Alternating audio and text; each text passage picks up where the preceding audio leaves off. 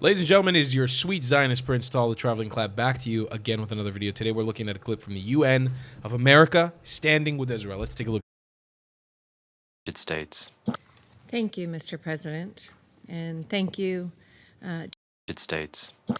Thank you, Mr. President, and thank you, Deputy Special Coordinator Alak Barav, Deputy Emergency Relief Coordinator Masuya, and Ms. Ashing for your briefings. And thank you, Ilana Grudzuski, for your testimony today and your courage.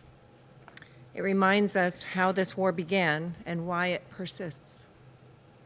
It is also a reminder that this Council and the United Nations as a whole have failed in their mission. They would do well to listen to voices like yours and learn from what you have been going through. Colleagues, the path to a better future in the Middle East is clear. It starts with freeing Matan and all 50 hostages who remain in captivity nearly 2 years after October 7th, 2023. It means ensuring that Hamas, a barbaric terrorist organization, never controls Gaza again, nor poses a security threat to Israel. The United States continues to work tirelessly to accomplish all those objectives while supporting humanitarian assistance to innocent people in need. We cannot expect peace as long as Hamas is a ruling force in Gaza that is threatening or attacking Israel. It is no coincidence that talks with Hamas fell apart after several countries, including members of this Council, announced their intention to effectively reward Hamas for the massacre by recognizing a Palestinian state, all while hostages are still being held in subhuman conditions. Hamas officials have even said that unilateral recognition is one of the fruits of October 7th. The United States continues to focus on the real and important tasks at hand, not conferences, but serious diplomatic efforts in providing humanitarian assistance in a war zone where a terrorist organization uses aid as the basis for its terrorist machine. Mr. President, we all recognize that hunger is a real issue in Gaza and that there are significant humanitarian needs which must be met. Addressing those needs is a priority for the United States. However, we can only solve problems with credibility and integrity. Unfortunately, the recent report from the IPC doesn't pass the test on either. One of the report's key authors has a lengthy record of bias against Israel, including openly justifying the Houthis' terrorist attacks on Israeli civilian targets. By his own measure, he ought to have recused himself. This helps explain why the normal standards were changed for this declaration, raising significant questions. We can spend no shortage of time pontificating and lecturing, but we are here to solve real problems affecting real people, and the only way to do that is with credibility and integrity. Colleagues, President Trump wants to alleviate the suffering the people in Gaza are experiencing at the hands of Hamas and has prioritized getting aid to people in need while implementing safeguards to prevent Hamas from looting. As of August 26th, the Gaza Humanitarian Foundation has delivered more than 140 million meals directly to civilians in Gaza, 1.5 million meals just today. UN data on the UN's own deliveries tells a different story. Between May 19th and August 25th of this year, over 85% of trucks and 62,000 pallets of aid were intercepted in transit in Gaza. The hard truth is that the international community has poured hundreds of billions of dollars into Gaza over the years, while turning a blind eye to the fact that it was subsidizing and facilitating Hamas's creation of a terrorist stronghold. Colleagues, we will also take this occasion to reject the falsehood that there is a policy of starvation in Gaza. Since the beginning of the war in Gaza, Israel has enabled an unprecedented amount of more than 2 million tons of aid to flow into the Gaza Strip. We are working closely with the government of Israel to increase the flow of aid without benefiting Hamas and are seeing tangible results. Instead of echoing false narratives which only embolden Hamas, prolong the war, and hurt civilians in Gaza, we urge the UN and the rest of this council to join us in working constructively to deliver aid to civilians that doesn't benefit Hamas. Rather than accept mass diversion of aid as a fait accompli, the United Nations, Council members, and IPC partners should support other mechanisms, including the GHF.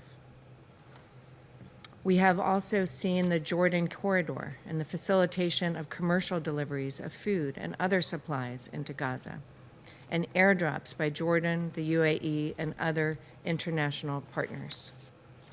The United States stands prepared to contribute toward real efforts that will supply life-saving aid to people on the ground in Gaza. Mr. President, we share the same dedication to the hostages underground, starved in tunnels, suffering through Hamas's captivity. Hamas must immediately free all remaining 50 hostages, living and deceased. The reality is that this war could end today if Hamas freed all the hostages and surrendered. We urge the UN Security Council and all members to play a constructive role, call for the immediate release of remaining hostages, hold Hamas to account, and demand it disarm and leave Gaza. Mr. President, we understand that Israel has expressed deep regret for harm to civilians and has already released findings from its investigation into the strikes on Nasser Hospital.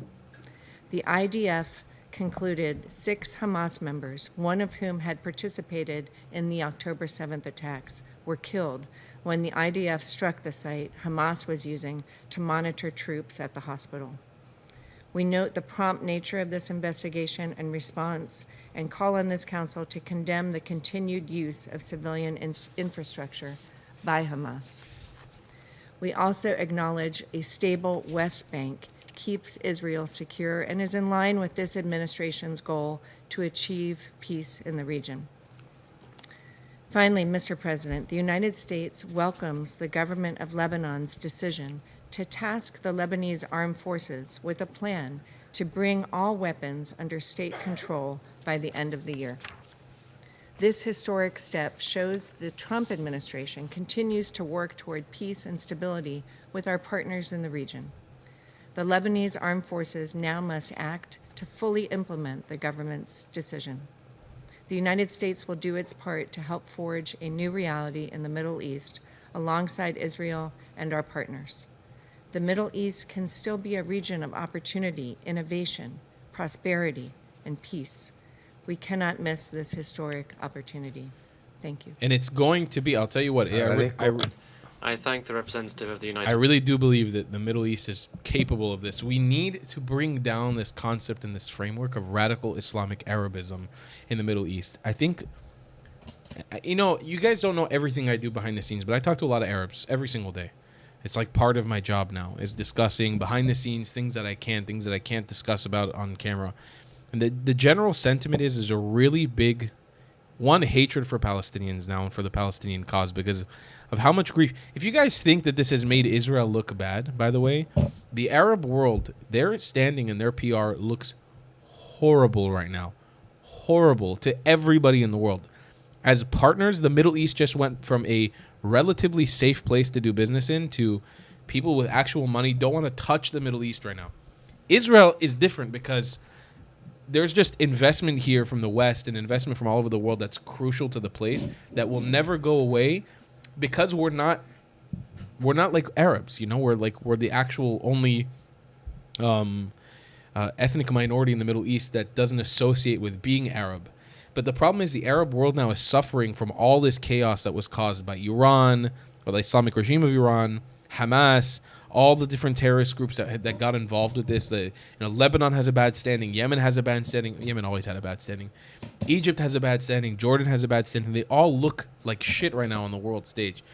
And I think a lot of them are waking up to the fact that the Palestinian cause is bringing them all down. It's not helping anybody.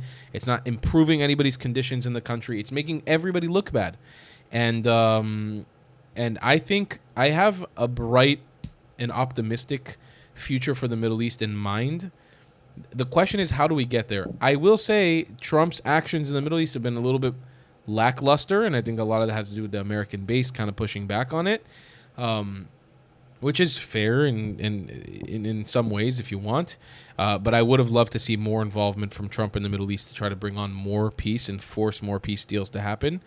But Hamas is, you have to give them props from a certain perspective. Whatever is left of Hamas have done a very, very, very, very great job just fucking everything up in the Middle East for everybody.